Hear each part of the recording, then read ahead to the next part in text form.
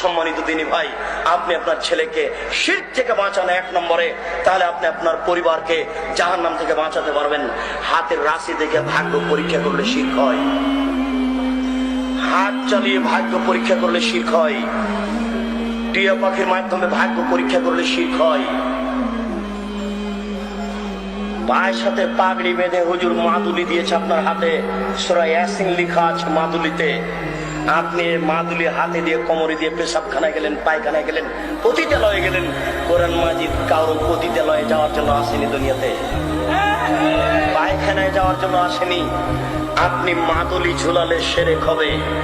অষ্টাধাতুর আংটি, আজমির শরীফে পাগল থাকলো 12 বছর, লন্ডন থেকে ডাক্তার পড়ে এসে রোগ ধরতে পারলো না, আর এই পাগল বলছে যে এই আংটি দিলে রোগ ভালো হয়ে যাবে।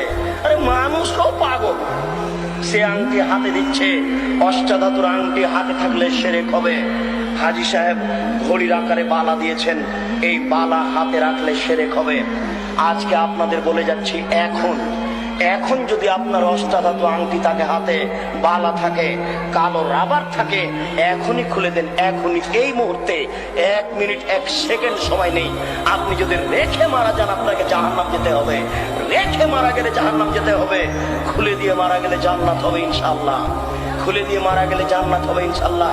হাতে রাখা অবস্থায় মারা গেলে জাহান্নাম হবেই চূড়ান্ত। এর নাম শিরক, এর নাম শিরক। শুনুন,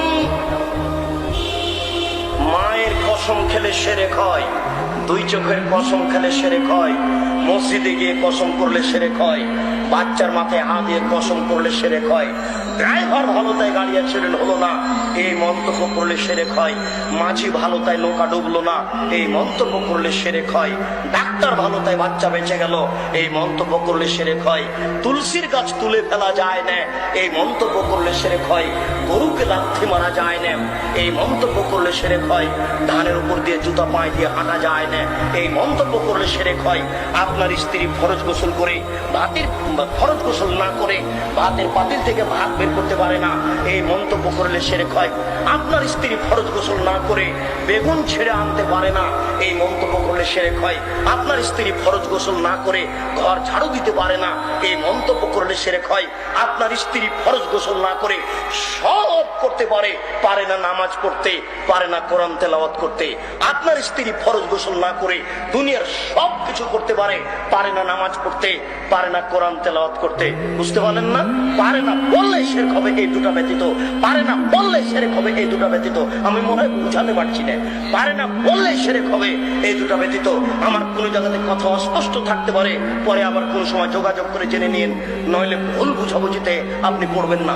বলছিলাম, জন্মদিবস পালন করলে শিরক হয়, মৃত্যু দিবস পালন করলে শিরক হয়, 26শে মার্চ পালন করলে শিরক হয়, 16 ডিসেম্বর পালন করলে শিরক হয়, 21শে ফেব্রুয়ারি পালন করলে শিরক হয়, কোন দিবস পালন করলে শিরক হয়, পহেলা বৈশাখ পালন করলে শিরক হয়। ওরে বাঙালি অজ্ঞ জাতি, পহেলা বৈশাখে তোকে ইলিশ মাছ কিনে গাছের নিচে যেতে হবে? আল্লাহ বিদ্যাও দেয়নি তোকে, বুদ্ধিও দেয়নি। শুনুন, মুহাম্মদ সাল্লাল্লাহু আলাইহি সাল্লাম মক্কা থেকে মদিনায় আসলেন।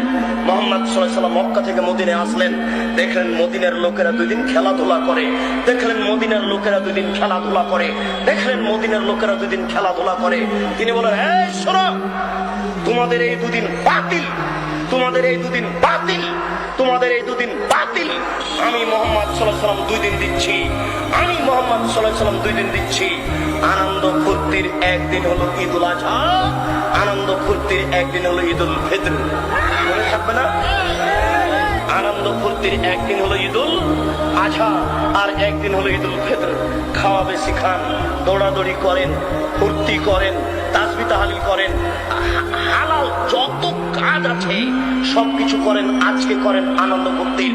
নবী যদি বলতেন, এই মদিনার ছেলেরা শোনো, তোমাদের ছিল 2 দিন, আমি দিলাম 2 দিন। এই মদিনার ছেলেরা শোনো, তোমাদের ছিল 2 দিন, আমি দিলাম 2 দিন। 2 হয়ে 4, তাহলে এবার বাঙালি পেত 16 ডিসেম্বরে 1-5, 26শে মার্চ 1-6, 21শে ফেব্রুয়ারি 1-7, বাপের জন্মদিবস 1-8, মায়ের জন্মদিবস 1-9, পহেলা বৈশাখ 1-10।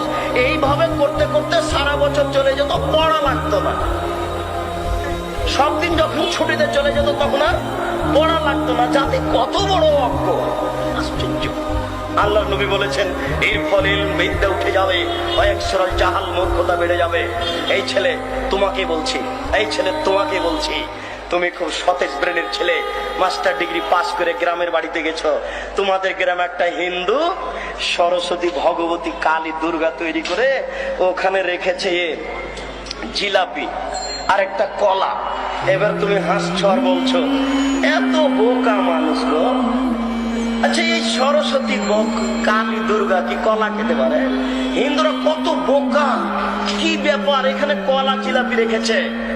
এই ছেলে তোমাকে বলছি, তুমি সাবধান থেকো।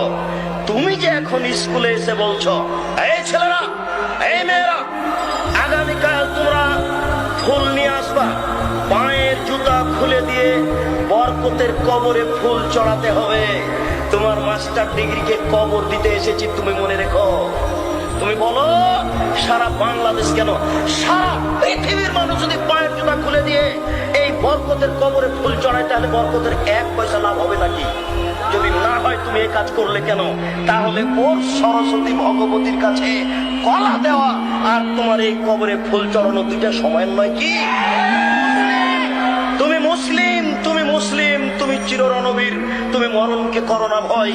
তোমার ইতস্ত বোধ করা দরকার ছিল, তোমার লজ্জা বোধ করা দরকার ছিল, তোমার বিদ্যাকে মূল্যায়ন করা দরকার ছিল। তুমি বেশি না পারলে তুমি ঘুরে দাঁড়াতে, ছি ছি এ কাজকে করে এ বলে তুমি ঘুরে দাঁড়াও। বাঁচার পথ আছে। তুমি শিক্ষক এই কাজ করো কি করে? সারা পৃথিবীর মানুষ যদি পায়ের জুতা খুলে দিয়ে ফুল চড়াই, বরকতের 1 পয়সা উপকার করতে পারবে না। যদি সেদিন তুমি বলতে, এই ছেলেরা শোনো, তারা জীবন দিয়েছে, তারা রক্ত দিয়েছে, তোমরা একটু তার জন্য ক্ষমা চাও। তোমরা বলো আল্লাহ এদেশের ভাষাকে টিকানোর জন্য বরকত জীবন দিয়েছে, তোমার দরবারে ক্ষমা ভিক্ষা যাচ্ছি। সে মানুষ, বরকত মানুষ, সালাম মানুষ, তার কোনো ভুল ত্রুটি থাকতে পারে। তোমাকে বলছি দয়া করে তুমি তাকে ক্ষমা করো, দয়া করে তুমি তাকে ক্ষমা করো। এটা একটু বলতে পারেন না?